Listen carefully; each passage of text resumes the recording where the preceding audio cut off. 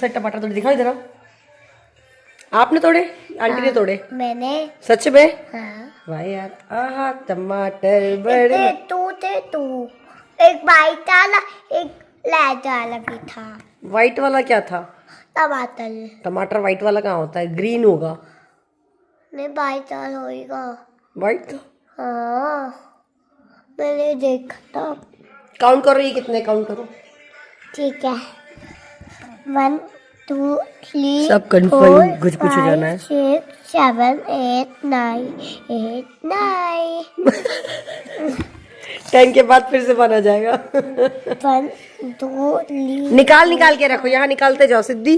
1 2 2 रख दो 1 1 2 3 पहले दीदी 3 हो गए। क्या हो गया? दीदी करेगी ना। दीदी करेगी। दीदी छोटी छोटी करेगी, मैं भी छोटी छोटी। ये हेलो एवरीवन, कैसे हैं आप लोग? आई होप आप सब लोग बहुत अच्छे होंगे। सो गाइज, आपने देखा सिद्धि कितनी स्मार्ट बन रही थी, मतलब खुद काउंट नहीं करना, दीदी को दे दिया।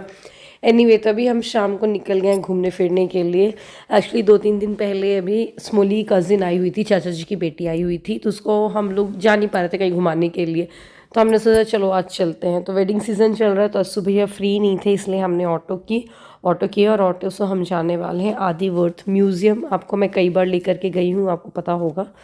तो वैसे बच्चों को भी बहुत मज़ा आ रहा था, वो बोल भी रहे थे ऑटो से जाना है। तो बस यहाँ म्यूज़ियम गए हम, और यहाँ पर आपको बता रखा है मैंने जो जितने भी ट्राइब्स हैं, तो उनके रहते कैसे हैं वो लोग, वो सब का अलग अलग उनका बना हुआ है घर, कि कोल किस तरीके से रहते हैं, गोंड किस तरीके से रहते हैं। तो वो सब हमने घूमा और झलक को घुमाया। और जब से झलक आई हुई है ना, तो बच्चों का ही बहुत मन लगा हुआ है, बट वो थोड़ा कैमरे के सामने में नहीं आती, इसलिए मैंने अभी आपसे शेयर नहीं किया था, वो आपको ब्लॉग में नहीं दिखी थी, वरना वो 2-3 दिन हो चुके आए हुए। तो बस आज घूमते हैं, फिर आप ब्लॉग एंजॉय करिए। क्या तू खाना बनाएगी? क्या खाना बनाने का भी है? प्लेट क्या है? देखो बड़ा वाला मग है ना। सिद्धि को तो मन कर रहा खेल खिलौने खेल लो, है ना सिद्धि? मेरे को भी ऐसे ही लग रहा है। सो बस हमारी प्लानिंग ये है कि यहाँ पर से घूम के फिर हम जाएंगे मतंगेश्वर मंदिर, और फिर वहाँ से हम जाएंगे मतंगेश्वर मंदिर से राजा कैफ़े, तो वहाँ पर हम रेस्टोरेंट में खा पी करके फिर घर आ जाएंगे वापस के। झलक पता भी उस साइड भी है पूरा। वीडियो में आ जाओगे आप? शर्मा रही है लड़की, वैसे व्लॉग देखती है लेकिन व्लॉग में आने में शर्मा रही है।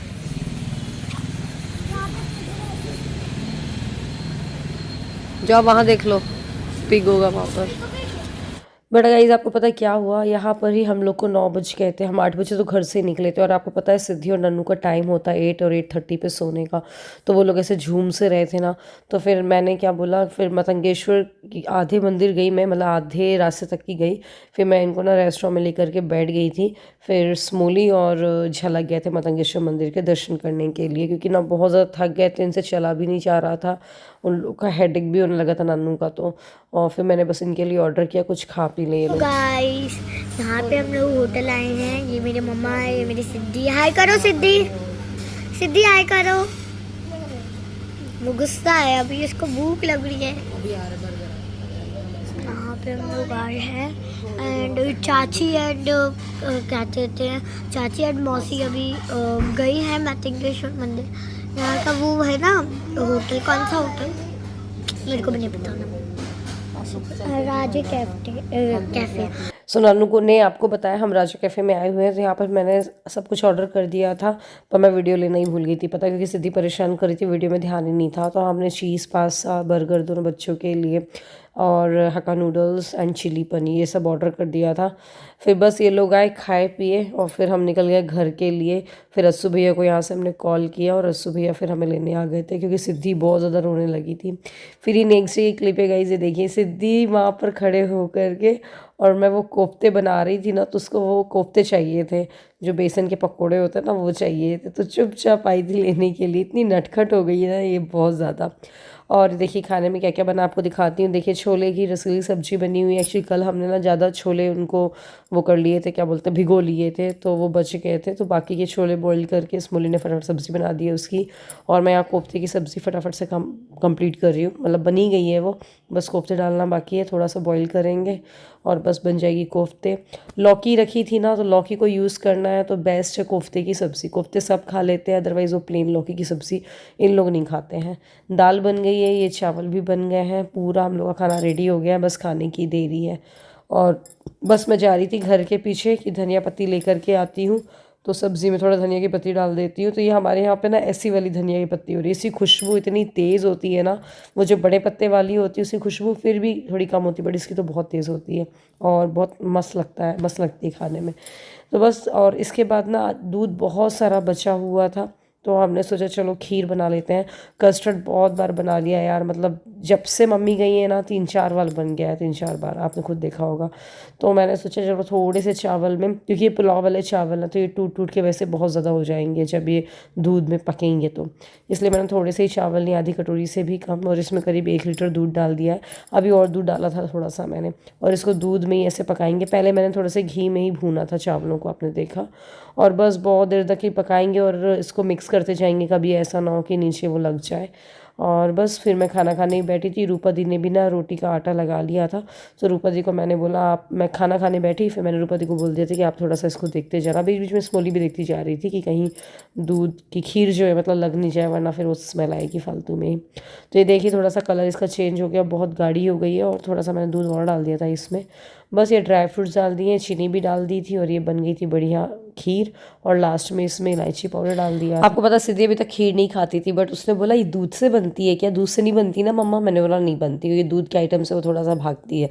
बोली कस्टर्ड पाउडर से बनती, मैंने बोला हाँ कस्टर्ड पाउडर से बनती है। तो उसने 1-2 कटोरी फिर खीर खा ली, दूध बोल देती तो नहीं खाती।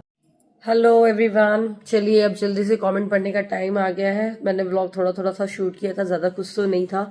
कल एक तो बहुत हेडेक भी हो रहा था मेरा, कल जब हम घूम करके आए ना, फिर मैं बस फटाफट सो ही गई। बच्चों को सुला रही थी, मैं खुद भी सो गई, तो फिर कल का तो कुछ व्लॉग कंटिन्यू ही नहीं करा, क्योंकि बहुत ज़्यादा थकान सी लग रही थी कल, पता नहीं क्यों। इनफैक्ट आज भी मैं दोपहर को 1 घंटे सोई हूँ, तब जा करके थोड़ा अच्छा लग रहा है। तो मैंने सोचा चलो कमेंट्स पढ़ लेते हैं। आप सब बोल रहे थे कल के व्लॉग वाले तो मैं पढ़ ही नहीं पाई थी, परसों के व्लॉग वाले पढ़ ही नहीं पाई थी, आज कल के व्लॉग वाले पढ़ते हैं, ठीक है। तो सबसे पहला जो कमेंट है, उनका जो चैनल का नाम है वो लिंगम्स किचन। उन्होंने लिखा है सोनल आपकी सासू माँ कब आएंगी? नहीं, मम्मी की तो सच में अब याद आ रही है, बच्चों को भी और हम लोगों को भी। मम्मी का यही था कि माघ महीने तक की रहेंगी, और आज पूर्णिमा है तो आज माघ का मंथ खत्म हुआ है, तो मम्मी इसी वीक में ही घर आ जाएंगी। और ऑब्वियसली आपको सब पता चलता रहेगा। और हमारा भी कुंभ जाने का कुछ समझ नहीं आ रहा, हम जा रहे हैं कि मम्मी के आने के बाद जाएंगे कि कब जाएंगे, क्योंकि वेडिंग सीजन चल रहा है तो इन लोगों को टाइम नहीं है। और वहाँ ऐसा है कि बिना इन लोगों की, मतलब अकेले हम नहीं जा सकते हैं, क्योंकि ट्रैफिक जाम भी हो रहा है, बहुत ज़्यादा प्रॉब्लम भी हो रही है बच्चों के साथ। तो इन लोग जब फ्री हो जाएंगे तभी हम जाएंगे, अब वो नहीं पता कब तक जाएंगे। बस भगवान का बुलावा आ जाए जल्दी से, है ना। बस योगेंद्र संगिनी ने लिखा है दीदी आप बहुत वीक हो गए, अपना ख्याल रखो। यार वीक तो पता नहीं मैं क्या बोलूँ, मतलब हो गया वो, ये 2-3 दिन से नींद पूरी नहीं हो रही थी ना, इसलिए चेहरा बहुत ज़्यादा अजीब सा भी लग रहा था, इसी वजह से आपके कमेंट्स भी शायद आए होंगे। और एक जन ने और लिखा है पूजा मीना जी ने कि काफ़ी दिन हो गए आपकी सासू माँ को गए, तो मम्मी को गए हुए 1 महीने हो गए हैं। माघ के महीने में गई थी वो, 10th या 11th को गई थी, 10th को गई थी शायद, और आज 12 हो गई है, तो 1 महीने हो गए हैं ना। और बस इसके बाद एक जन ने लिखा है रोजलिन प्रधान ने कि हाय सोनल दीदी आप जगन्नाथपुरी कब आओगे? मैं सच बताऊं, जगन्नाथपुरी का टिकट मैंने 2 बार करा करके कैंसिल कर दिया है, क्योंकि बोलते ना भगवान का बुलावा नहीं था। एक मैंने करवाया था 2020 मार्च में, तो 2020 मार्च में कराया मैंने, तो ये मैंने मतलब जनवरी में करा लिया था मार्च का टिकट। बट हुआ क्या है, मेरे को फिर नन्नू के एग्जाम्स की डेट आई, तो डेट फंस रहे थे, एग्जाम्स फंस रहे थे उस टाइम पे, वो हालांकि प्ले ग्रुप में थी उस टाइम पे। बट फिर मैंने कैंसिल करके बाद की टिकट ली, और उस जो बाद का टिकट था वो था ऐसे 19 मार्च का। और हुआ क्या था, कोविड आ गया था, क्योंकि 2020 की बात है, तो कोविड में वही लॉकडाउन वगैरह आने वाला था 23 मार्च से, तो फिर वो सब कैंसिल कर दिया मैंने, फिर वाला टिकट भी कैंसिल किया। अब देखो इस बार हम सोच रहे हैं कि जाएंगे जगन्नाथपुरी, कहीं जाए ना जाए जगन्नाथपुरी ज़रूर जाना है, क्योंकि जो मेरी मम्मी जी हैं सासू माँ हैं, उनके 2 तीर्थ हो चुके हैं टफ वाले, केदारनाथ, बद्रीनाथ और रामेश्वरम। इजी वाले, इजी तो नहीं बोलेंगे, मतलब जब तक भगवान का बुलावा नहीं आता तो वो नहीं जा सकते, फिर इजी वाले भी दूर हो जाते हैं। तो लेकिन मम्मी का जगन्नाथपुरी और द्वारिकाधीश ये बचे हुए हैं, तो इस बार कोशिश मेरी पूरी है कि इस बार अब उनका जगन्नाथपुरी तो करवा ही दे, फिर अगली बार द्वारिकाधीश। तो देखो जैसे ही जाएंगे, जब भी जाएंगे तो ऑब्वियसली फॉर श्योर आपको पता चलेगा, व्लॉग भी मैं इसका शेयर करूंगी। बस भगवान से मैं प्रार्थना कर रही हूँ जल्दी जगन्नाथपुरी, जगन्नाथ स्वामी हम लोगों को बुलाए। तो बस, तो ये शुरू के 5-6 कमेंट्स है जो मैंने पढ़े हैं। और बस चलिए, बस इसी के साथ मैं सोचे इस व्लॉग को ख़त्म करते हैं। और व्लॉग अगर अच्छा लगे तो व्लॉग को लाइक करिएगा, शेयर करिएगा। मिलते हैं अगले व्लॉग में। Bye bye.